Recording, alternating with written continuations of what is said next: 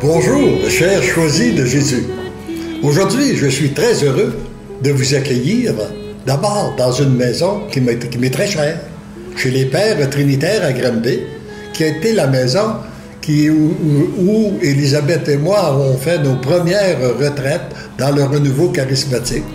Et j'ai suivi beaucoup de retraites d'enseignement, ici même, dans cette maison, par le Père Jean-Paul Régimbal, qui était le fondateur du renouveau charismatique ici au Québec. Maintenant, mais mon bonheur est encore plus grand, parce que je suis accompagné d'un bon ami, Thierry Fourchot, de France, qui publie la revue La Bonne Nouvelle, qui a écrit différents volumes, qui a même composé une belle prière pour le Dewey. Et nous sommes accompagnés aussi d'un groupe de pèlerins, des gens qui viennent d'outre-mer, principalement de la France, puis différents endroits, l'île de la Réunion et d'autres endroits, là, et qui sont ici, et bien, ils font un voyage, un pèlerinage, mais ils ont fait un arrêt ici pour un ressourcement de 4 jours ou 5 jours, ici même. Alors, je suis très heureux. Maintenant, comme à l'accoutumée, avant de laisser la parole à mon ami Thierry, j'aimerais peut-être qu'on pourrait peut-être lire la pensée de ce jour qui dit « Mon tout petit, ma toute petite, continue à me donner tes misères. » Peut-être que vous n'en avez pas, vous autres aussi. Je pense que les pèlerins, ils n'ont pas de misère. Hein?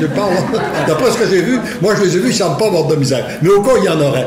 Alors, Jésus nous demande de donner nos misères. Elles deviennent miennes. C'est facile. Une fois qu'ils ont pris, on n'a plus. Bon, deviennent miennes. Et petit à petit, elles le seront enlevées. Tu te sentiras libre, tu seras entièrement libre, car tu seras devenu l'amour. Y a-t-il quelque chose de plus beau? Y a-t-il quelque chose de plus grand, de plus important sur la terre que de devenir l'amour? Et c'est ça que le Seigneur nous appelle. C'est pour ça que ces gens-là sont venus se ressourcer ici même, pour devenir des êtres d'amour. Alors, et ce message-là est extrait du premier volume, le message numéro 60. Je ne m'attendrai pas plus longtemps là-dessus parce que je veux vous présenter mon ami Thierry, et qu'il puisse vous dire lui-même comment il se fait, qu'il en est arrivé à composer cette belle prière du oui, et qu'il lui a fait se dire aussi ensemble qu'on pourra tous la réciter ensemble à la suite. Alors, je te laisse la parole, Thierry. Merci Léandre, et bonjour à tous. Eh bien, c'est vrai que c'est une grande joie pour moi d'abord d'être ici à Granby, en ce vieux, et d'être avec Léandre et avec tous nos pèlerins pour ce temps ensemble. Alors, comment j'ai eu à cœur d'écrire cette prière du oui? En fait, pour dire la vérité, il y a quelques années, Léandre m'accompagnait. Et un jour, dans mon accompagnement, il me dit « Thierry, je trouve que tu ne pries pas assez. » Alors, c'était pas trop facile à entendre pour moi, parce que j'avais l'impression que je faisais des efforts. Je me levais à 5 h du matin pour la prière. Et prenait 2 heures environ, 1h30, 2 heures de prière. Ça devait être à cause de la grande mission que le Seigneur t'a choisi, que tu avais besoin de prier autant. Mais c'est ça. Je me suis dit, s'il me le dit, c'est qu'il y a une raison. Donc je vais le faire. Donc je me suis dit, qu'est-ce que je peux rajouter à ma prière? J'avais mon chapelet, ma lecture de la parole de Dieu, mes méditations. J'avais un petit peu mon rythme. Et je me suis dit, je vais prendre le premier volume, le premier message, et je vais le lire, le stabiloter. Alors, il ne faut pas que vous regardiez mes volumes à moi parce qu'ils sont en mauvais état, entre guillemets, parce qu'ils sont stabilotés de partout. Et je vais prendre du temps pour méditer le message du jour pendant une petite demi-heure. Alors, je faisais la petite prière. Oui, Seigneur, je suis tout petit. Oui, Seigneur, je sais que tu m'aimes. Oui, Seigneur, j'accueille tes grâces. Et j'ai laissé cette parole pénétrer mon cœur et pénétrer mes profondeurs. Et puis voilà, chaque jour, je prenais la parole suivante, et ainsi de suite. J'ai fait les 3 volumes. J'ai fait les 3 volumes. Et donc, quand j'ai eu terminé les 3 volumes, même avant d'avoir terminé les 3 volumes, j'avais des choses qui me venaient déjà. J'avais des choses qui me venaient déjà, que j'avais commencé à écrire, qui me semblaient les clés du livre. Et je me suis rendu compte, en fait, qu'il y avait comme la spiritualité du oui. Comme une spiritualité du oui, on pouvait s'accrocher au oui de la Vierge Marie à l'Annonciation et au oui de Jésus aussi, à la Passion aussi par exemple, et au oui de tous les saints qui nous ont précédés, pour entrer finalement nous-mêmes dans un oui total. Et je pense que c'est la clé et un des secrets vraiment que nous transmet Jésus pour le bonheur des miens mais choisis.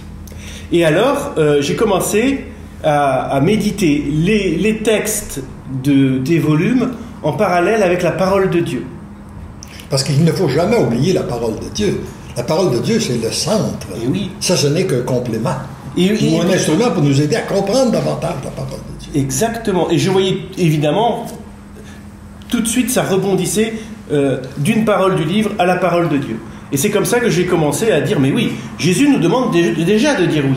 Jésus me dit que ton oui soit oui, que ton non soit non. Il est clair. Et le problème, ce sont, on est bien d'accord, nos tiédeurs. Et j'ai commencé à écrire. J'ai pas écrit d'un trait comme toi, hein. J'ai écrit, j'ai retraduit, enfin j'ai corrigé, j'ai transformé, mais toujours en me basant sur les demandes de Jésus. Et donc j'ai écrit cette prière pour un ami en fait, qui m'a dit, parce que moi je la disais moi-même, et j'ai un ami qui s'appelle Stéphane, qui nous regarde peut-être d'ailleurs, et il m'a aidé aussi, il m'a dit, moi ça m'aide beaucoup ta prière, donc je la dis tous les jours. Il était au Cameroun, et il a recorrigé, il m'a dit peut-être faudrait mettre ça. Et en fait, on a finalisé cette prière du oui.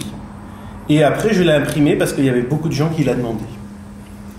Et là, il y a des personnes dans la pièce, je vois Brigitte là qui dit la prière du oui tous les jours, par exemple, tous les matins. Et tu en as diffusé combien de ces prières-là à travers le monde, hein?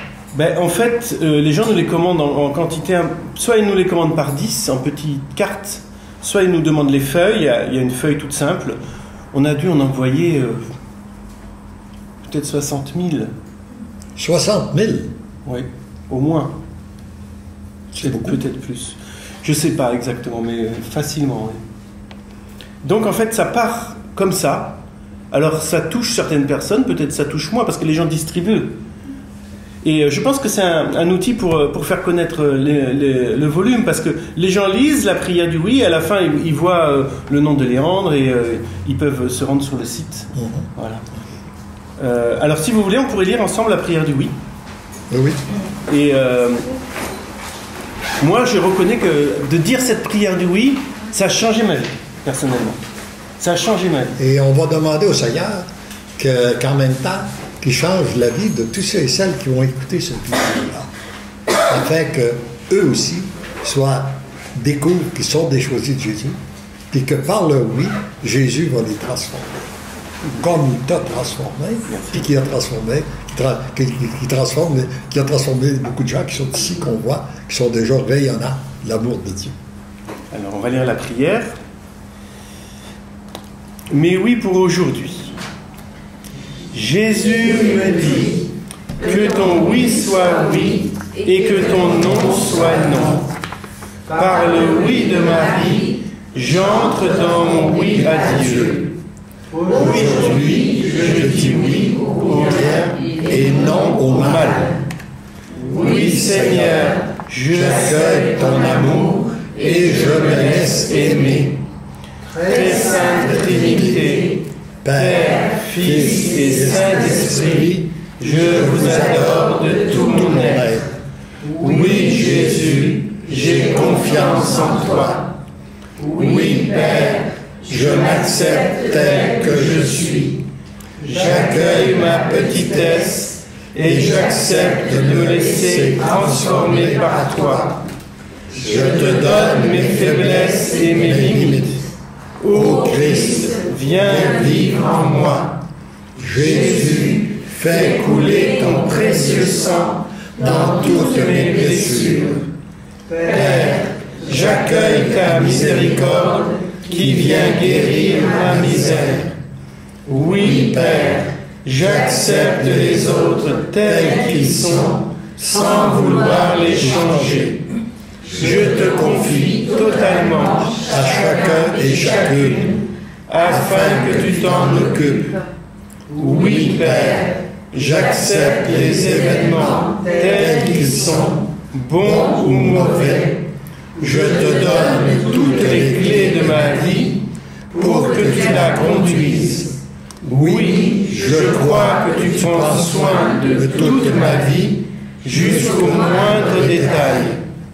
Oui, Jésus, j'accepte de te mettre à la première place et d'être centré sur toi.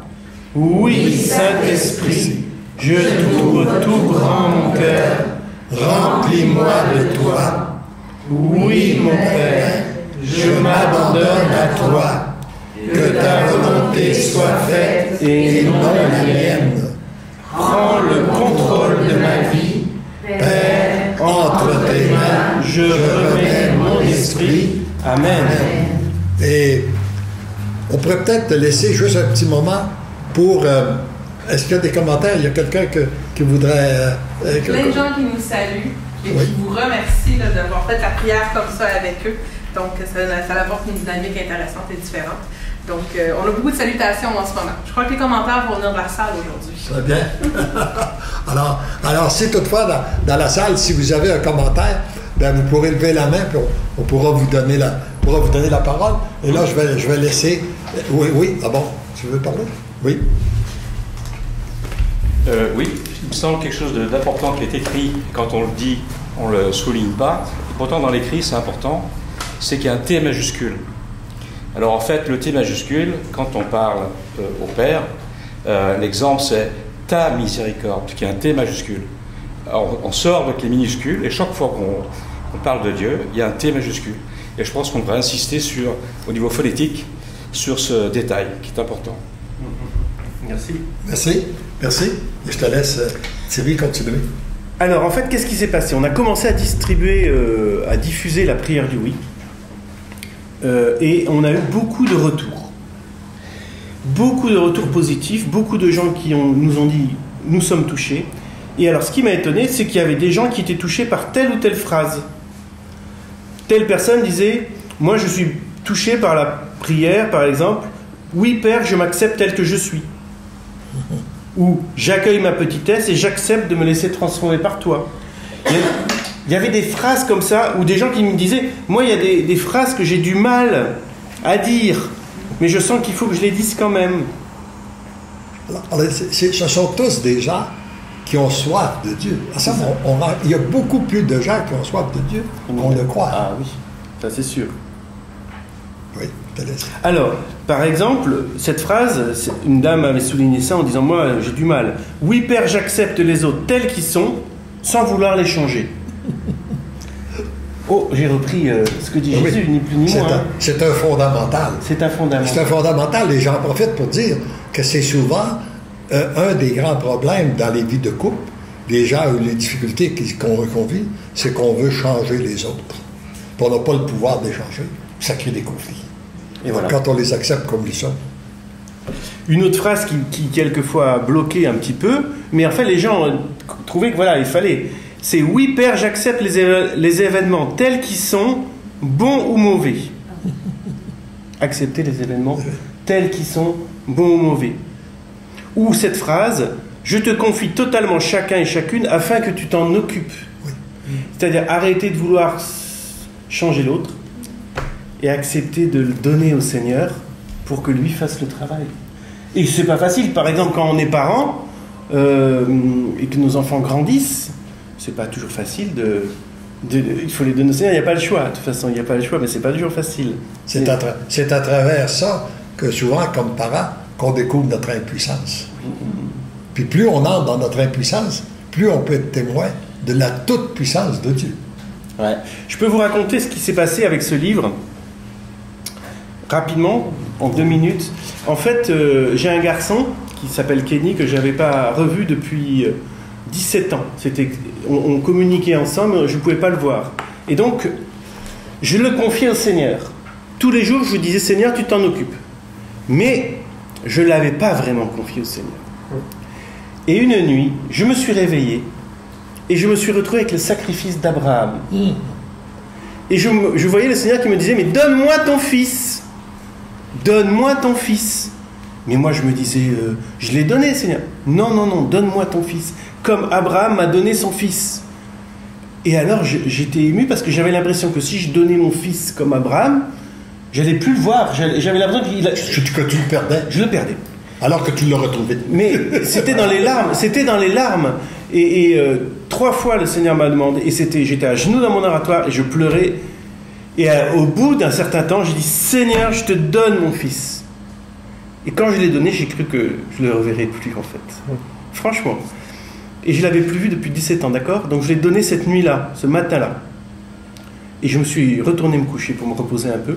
Et le lendemain matin, quand j'ai ouvert mon ordinateur, j'avais un email de mon fils qui ne m'avait pas envoyé de mail depuis des années, qui disait « Papa, je voudrais te retrouver vendredi à 15h à la place de la Victoire à Bordeaux. » Voilà. Voilà comment Dieu prend les choses en main. C'était bouleversant, hein, j'ai un petit peu d'émotion quand je le redis. Et donc c'est vrai que ça a été un élément déclencheur. D'ailleurs, je le raconte dans le livre. Donc pourquoi le livre? Parce qu'en fait, recevant tous ces témoignages de gens, c'est bien que j'insiste sur le fait qu'en fait, on ne donne pas vraiment. Regardez ce que Dieu demande à Abraham. Est-ce qu'on donne vraiment notre volonté? Est-ce qu'on donne vraiment nos enfants? Est-ce qu'on donne vraiment voilà, les gens qu'on aime? Est-ce qu'on les donne un petit peu, puis est-ce qu'on les retient de l'autre côté? Vous voyez, on dit qu'on les donne pour qu'il les arrange à notre façon. C'est ça. On les donne pour que Dieu fasse à sa façon. À notre façon. À notre façon, pardon. À notre façon, oui, bien sûr. Et en fait, après, quand j'ai vu tous ces témoignages et que j'avais des témoignages de toutes les phrases, par exemple, quelqu'un qui me disait, moi j'ai été bouleversé par la phrase « Prends le contrôle de ma vie ». Parce que depuis tout le temps, je contrôle tout. Et demander à Dieu de prendre le contrôle de ma vie, c'est un sacré challenge. C'est pas facile. Et donc, comme j'ai rassemblé ces témoignages, j'ai eu l'idée de faire un livre en commentant chacune des phrases. Jésus me dit que ton oui soit oui, que ton non soit non. Et donc il y a un petit commentaire, un petit passage biblique à chaque fois, parce que chaque phrase a une résonance biblique. Ensuite, un petit commentaire, et ensuite donc un petit extrait du volume de Léandre Lachance. C'est-à-dire que chaque phrase de la prière du oui est commentée par un des messages. Et enfin, à chaque chapitre, on a des témoignages sur la phrase en question. Et c'est comme ça qu'il y a autant de chapitres que de phrases dans la prière du oui. Et que ce livre, alors donc ça c'est le livre « Comment me laisser transformer par Dieu » ou « La spiritualité du oui ». Et ce livre, en fait, il touche beaucoup de gens. Parce que c'est simple, a priori c'est simple, un peu comme les livres. Mais en fait c'est très très profond. Et ça entraîne des changements de vie. Et souvent le livre amène au volume, et quelquefois c'est l'inverse, c'est le volume qui amène au livre. Voilà. Oui, donc c'est ça, c'est qu'on a besoin. C'est que le Seigneur se sert, a pu se servir de moi pour rejoindre une personne, puis après ça il se sert de cette personne-là pour nous rejoindre. C'est ça. Hein? Alors ça fait... c'est ça, on est dans un cercle vertueux. Voilà. C'est ça. Et tu as aussi, j'aimerais aussi que tu profites de l'occasion pour que tu nous parles un peu de la bonne nouvelle, parce que cette bonne nouvelle-là, ça fait longtemps, parce que moi, mon premier voyage en France, c'était en 2001, puis la revue, c'est là que j'ai pris connaissance de cette revue-là, je ne la connaissais pas, mais tu la publiais déjà depuis un certain temps, hein? Ça fait plusieurs années que tu publies cette revue-là. Oui, 96, on a démarré, là, la bonne nouvelle. C'est une revue qui fait partie de notre activité, qui a pour but d'annoncer la bonne nouvelle. C'est assez simple, qui a pour but d'évangéliser, en fait. D'ailleurs, j'ai amené la bonne nouvelle que nous avons fait sur Léandre Lachance.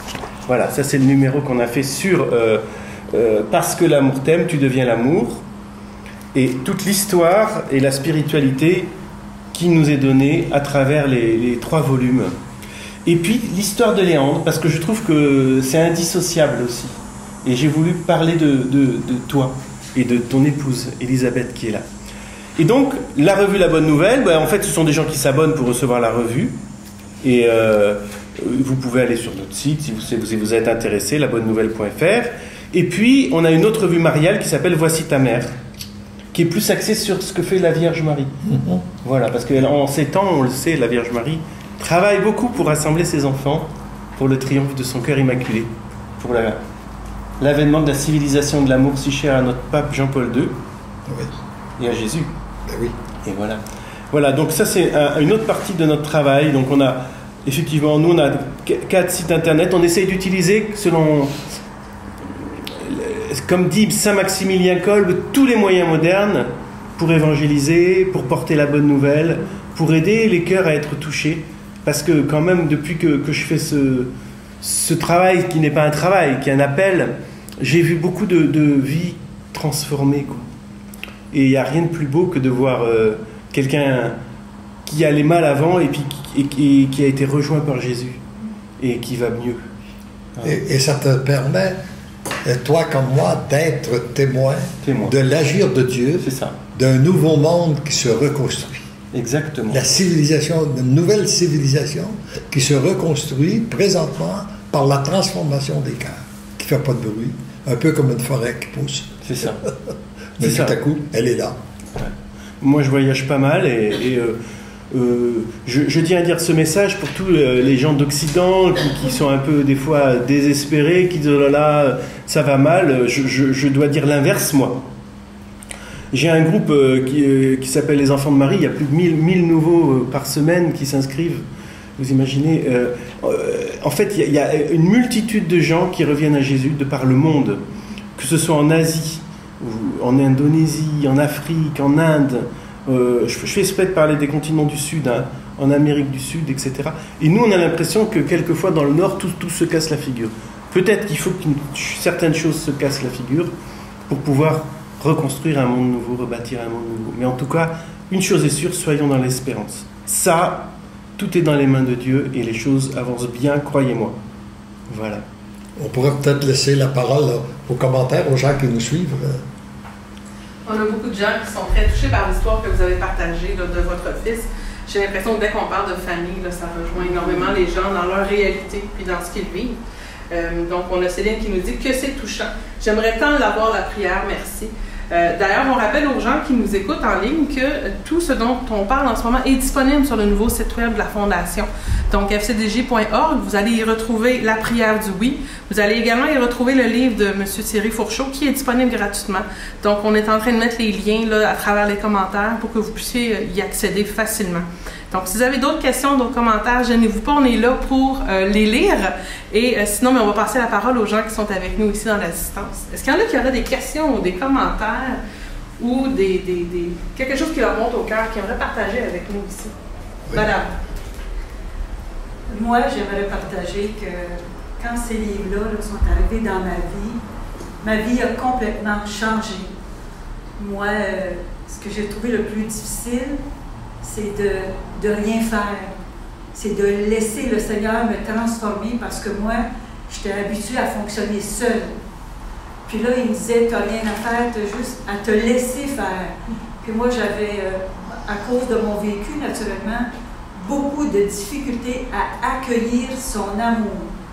Ça là, puis le Seigneur, il connaissait mon vécu, puis il savait ce que je portais. Puis moi, aujourd'hui, ce que je peux dire, c'est qu'il est allé avec une grande patience et une délicatesse. Il savait qu'il fallait qu'il aille doucement avec moi. Il ne fallait pas qu'il me brusque. Je devais m'apprivoiser à cet amour-là, me laisser aller tel que j'étais, parce que moi, là, je ne m'aimais pas du tout comme j'étais. Moi, aujourd'hui, là, le Seigneur, là, me demande de le mettre à la première place dans ma vie. Et c'est ce que j'essaie de faire à chaque jour. C'est seulement comme ça que je trouve la paix à l'intérieur de moi et cette joie-là qu'on ne peut pas trouver dans le monde. Bon, merci. Merci. Moi, j'avais envie de raconter l'histoire de l'éponge, si j'ai une minute. Oui, vas-y. Un jour, je rentre dans ma salle de bain et il y avait une éponge qui était restée là. Elle était toute sèche. Oh là là. Alors, je la mets sous l'eau, mais elle était tellement sèche que même quand je la mets sous l'eau coule dessus et elle ne se remplit pas, en fait. Alors, je dois la laisser longtemps sous l'eau, et au bout d'un moment, petit à petit, l'éponge commence à se remplir et à se remplir d'eau. Et je me suis dit que quelquefois, c'est comme ça avec nos cœurs, en fait. Nos cœurs, ils sont secs. Il y a justement, on retrouve un message sur l'éponge. Ah bon? Dans les choisis de Jésus, on a un message, mais continue. Je m'en souvenais plus, ouais. Oui. Et en fait, je pense que c'est ça. Il y a l'émetteur et le récepteur. Vous avez tous des satellites sur vos maisons avec les télés maintenant. Eh bien, il faut bien caler notre satellite sur le bon émetteur.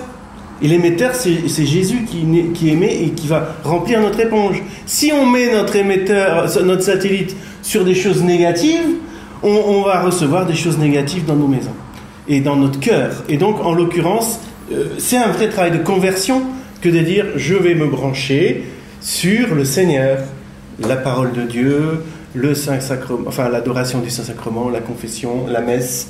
Et puis bien sûr, méditer les volumes. Et ça, je crois que c'est une clé, et c'est pas toujours facile. C'est une décision à prendre.